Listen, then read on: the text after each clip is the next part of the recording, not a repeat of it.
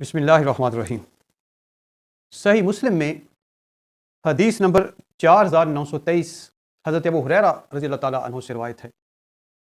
آپ رضی اللہ تعالیٰ عنہ نے فرمایا، میں نے حضور نبی اکرم صلی اللہ علیہ وآلہ وسلم کو فرماتے ہوئے سنا، قیامت کے روز سب سے پہلے جس شخص کے خلاف فیصلہ آئے گا وہ شخص وہ ہوگا جسے شہید کر دیا گیا ہوگا، یعنی شہید اللہ کی راہ میں۔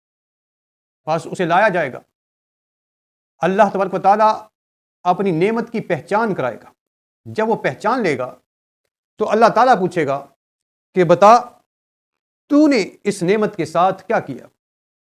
وہ عرض کرے گا، میں نے تیری راہ میں لڑائی کی، حتیٰ کہ میں نے اپنی جان قربان کر دی۔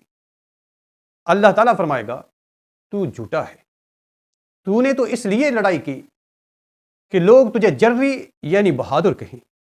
بس وہ کہہ دیا گیا۔ اللہ تعالیٰ اسے حکم دے گا اور اسے گھسیٹ کر جہنم کی آگ کے پاس لایا جائے گا، حتیٰ کہ اسے جہنم میں ڈال دیا جائے گا۔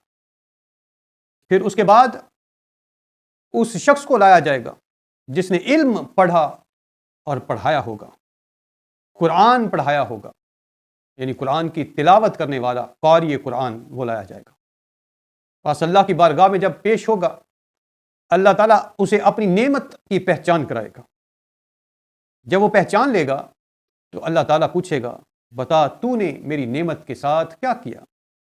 وہ عرض کرے گا کہ میں نے قرآن پڑھا، پڑھایا، لوگوں کو علم سکھایا۔ اللہ تعالیٰ فرمائے گا، تو جھوٹا ہے، تو نے تو یہ سب کچھ اس لیے کیا تاکہ لوگ تجھے قاری کہیں، یعنی قرآن کا قاری، مطلب نام و نمود کے لیے، نمود و نمائش کے لیے پڑھا۔ بس وہ تجھے کہہ دیا گیا، بس حکم دیا جائے گا تو اسے منہ کے بل گھسیٹ کر جہنم کی آگ کے پاس لایا جائے گا، حتیٰ کہ اسے آگ میں ڈال دیا جائے گا۔ پھر اس کے بعد وہ شخص پیش ہوگا جس کو اللہ تعالیٰ نے وسعت دی ہوگی، یعنی مال میں فراخی اللہ تعالیٰ نے عطا فرمائی ہوگی، اس کے پاس مال و دولت ہوگا۔ بس اللہ تعالیٰ اسے اپنی نعمت یاد کرائے گا۔ جب وہ نعمت کو پہچان لے گا تو اللہ تعالیٰ اس سے پوچھے گا، بتا تو نے میری نعمت کے ساتھ کیا کیا؟ وہ عرض کرے گا، میں نے تیری راہ میں خرچ کیا، ہر اس جگہ پر جو تیری پسندیدہ جگہ تھی، یعنی تیری پسند کے مطابق میں نے، مطلب یہ کہ غریبوں، مسکینوں، بیواؤں کی مدد کی، ضرورت مندوں اور حاجت مندوں کی مدد کی۔ اللہ تعالیٰ فرمائے گا، تو جھوٹا ہے، تو نے تو یہ سب کچھ اس لیے کیا کہ لوگ تجھے سخی کہیں۔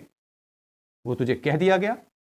بس اس شخص کو بھی حکم دیا جائے گا کہ اس کو گھسیٹ کر منہ کے بھل جہنم میں ڈال دو۔ بس اسے گھسیٹ کر منہ کے بھل گھسیٹ کر جہنم کی آگ کے پاس لے جایا جائے گا، حتیٰ کہ اسے آگ میں ڈال دیا جائے گا۔ دوستان محترم، کیا یہ ہوش اڑا دینے والا منظر نہیں ہوگا کہ قیامت کے دن سب سے پہلے جن لوگوں کا حساب لیا جائے گا وہ دنیا میں اپنی طرف سے بڑے کارنامے سر انجام دینے والے ہوں گے، یعنی اللہ کی راہ میں اپنی جان کی قربانی دینے والا، اللہ کی راہ میں علم سیکھ کر علم سکھانے والا قاری قرآن، اللہ کی راہ میں اپنی محنت کی کمائی خرچ کر کے لوگوں کی مدد کرنے والا، ایسا سخی اور ایسا خرچ کرنے والا انسان، ان تینوں کا حشر جب دنیا دیکھے گی تو کیا لوگوں کے ہوش نہیں اڑ جائیں گے؟